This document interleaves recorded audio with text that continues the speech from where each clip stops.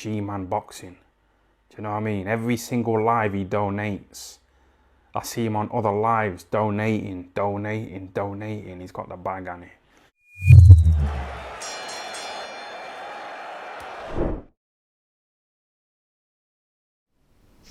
Alright people, so Artur Beterbiev stops Anthony Yarde in the 8th round.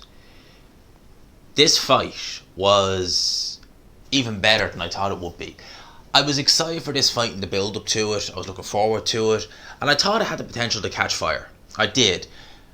But not to this extent. This fight was brilliant from start to finish. I felt that at the start of the fight Anthony Yarde was getting the better of it. And after the first 2 rounds, I gave both of them to Anthony Yarde. I felt 2 things. One, from very early on, it seemed like he was able to read the movement of Beterbiev as he was coming in on the front foot. Because he was able to tag Beterbiev consistently in those first 2 rounds with the left hook. And he actually had a little bit of a mark under Beterbiev's, I think it was on his right hand side. Because he was coming in, he was very predictable with his movement. And I think as well, the speed of Anthony Yarde was causing Beterbiev issue. It was very explosive, the speed, because he was using explosive movement, which I did kind of worry about, because I remember picking up on that when he fought Kovalev, and that was one of the reasons as why I think he gassed a bit, and he was doing that again in this fight. But Beterbiev, definitely, it was apparent early on, he was getting caught with shots from Anthony Yarde, and I think he was struggling a bit with Yarde's movement and speed. You know, and I talked about that in the pre-fight, that Yarde is a very fast light heavyweight. He can move quite well when he wants to, and he was able to spot that left hook. Now, in the 3rd round, that was a more competitive, close round. I personally gave it to Beterbiev, but you could have conceivably given it to Yarde. That's where Beterbiev started to kind of come into the fight a little bit more. He started to put his shots together a bit better, and that was when he started making the adjustment to the left hook. Now, he still got caught with it throughout this fight, but it wasn't as frequent from then on in as it was in the first 2 rounds, where it seemed like every time he went close or moved in to start an attack, he was getting hit with a left hook. It wasn't as consistent for Yarde thereafter. And Beterbiev, he set a pace, you know. Yarde, I felt that his best way to do this probably would have been take a risk and try and engage in a shootout with Beterbiev. As dangerous as that sounds, it's probably your best bet of winning, because he is just going to break you down. Even if you're boxing on the back foot, he is just going to break you down with pressure. He has a good jab himself when he wants to use it, and the punching power is just next level.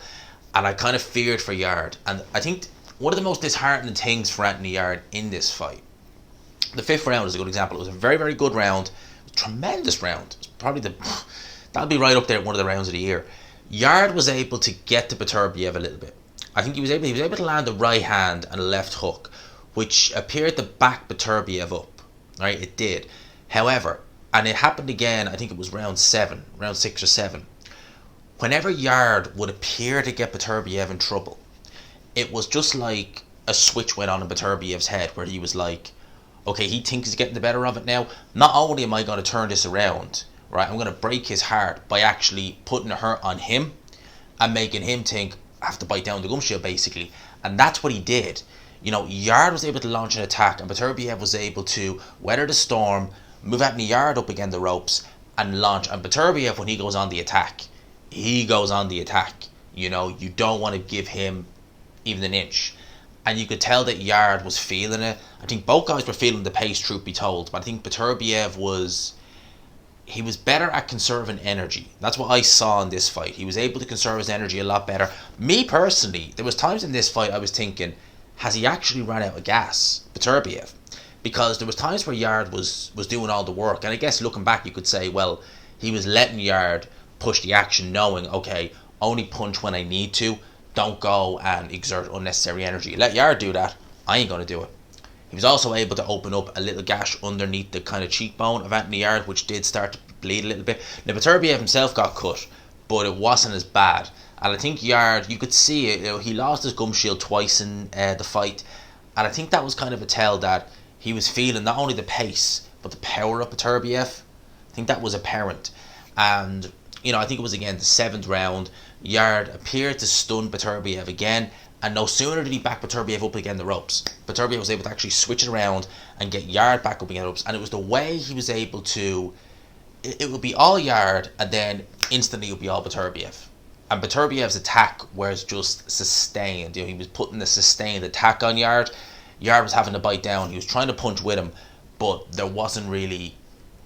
At that point, he was backed up so much that whatever shots were coming from Yarde, they had no real power on. They had no real authority. So Beterbiev didn't really have to worry about what was coming back. And then in the 8th round, I believe it was an uppercut that he eventually dropped that in the Yarde with. Yarde was hurt. You could tell he was hurt. He got back up. Beterbiev went in for the finish. And Tunde Ajayi, I think he showed that he's grown as a trainer, because I wonder if that was 3 years ago, would he have got up on the apron to stop the fight? He obviously saw that Yarde was in big trouble. Beterbiev is a tremendous puncher. And at the end of the day, you know, sometimes the old saying, best to live to fight another day. Yarde took the loss, yes, but against one of the most destructive punchers in boxing, pound for pound level fighter, tremendous athlete, tremendous fighter, Artur Beterbiev. And I think Tunde realised, you know what, save him for another day. At the end of the day, this performance from Anthony Yarde was fantastic. You know, it really was. Even in defeat, it's the best I've ever seen him. So for him, rather than go and take an unnecessary beating, because it kind of looked like that was how the fight was going to go, take an unnecessary beating, risk further damage, I think Tunde looked and thought, you know what, let's just call it here. You know, we'll save you for another day. Look at what you've done look, that performance, maybe Dmitry Bivol is being the exception. Any light heavyweight, you would either beat them or you would come this close. That was fantastic. If you performed like that against a Boatsi, you beat him. Richards, you beat him. Arguably even Callum Smith, you probably beat them. But against Beterbiev, it's like the Spence and Crawford.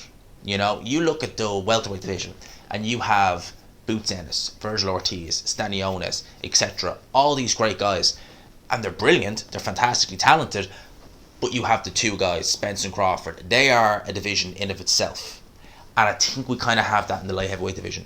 You could be an amazing fighter, but the jump to the two main guys is just so big that even a career best performance might not be enough. Might be enough against any other fighter in the division, might be enough against a Joe Smith, might be enough against a Callum Smith, but against a Beterbiev, a Bivol, might not be enough.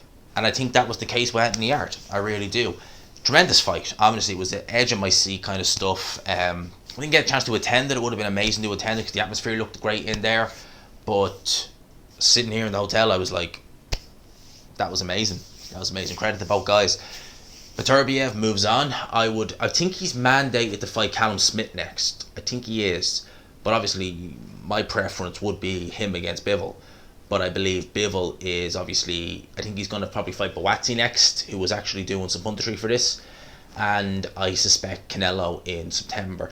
So, likelihood is we're not going to get undisputed light heavyweight this year. And you see, that fight right there, that is going to put miles on the clock for Beterbiev. He's just turned 38. That was a tough fight. You know, people talk about him, when is he going to age overnight, etc., etc. That fight right there, that will age him. Because that was tough. Yarde's body attack, his head punches, everything, the pace they set, that will age him. 100%. So, it might sound strange. It might be a case of Dmitry Bivol is fighting a Beterbiev who, I don't want to say has no chance, but not the kind of chance. It's not the fight that it would have been maybe 2 years ago. Because that fight right there, I'm telling you now, lads, that's going to take it out of Beterbiev. He's going to wake up tomorrow, and I think he knew after the fight, I think when the fight was ended, it was waved off, he knew himself he'd been in a fight. You know, would you arguably say it was his toughest fight as a pro? Because I know the Vodcek fight he was losing, but he wasn't getting buzzed and he wasn't taking punches like he was against Yarde. Johnson, he was dropped, but he was winning the fight comfortably. Brown, a little bit of a rocky start early on, Brown's speed, but again, nothing major. This fight right here, he was hurt, he was hit to the body, he was countered with left hooks, he had a swelling on his face, or certainly a little gash on his face. This was a tough fight, very tough fight. So, again, in defeat, Yarde has done himself no disservice. Credit to both guys. I'm looking forward to seeing what they do next. So I'll leave you with that, people. We'll obviously talk about this more tomorrow. Let me know your thoughts in the comment section below. Smash the like button if you could, of course. Shout out to everyone who's came over. I appreciate that. Let's keep the keep the growth going. Let's see how we get on. For now, I'll leave you with that, people.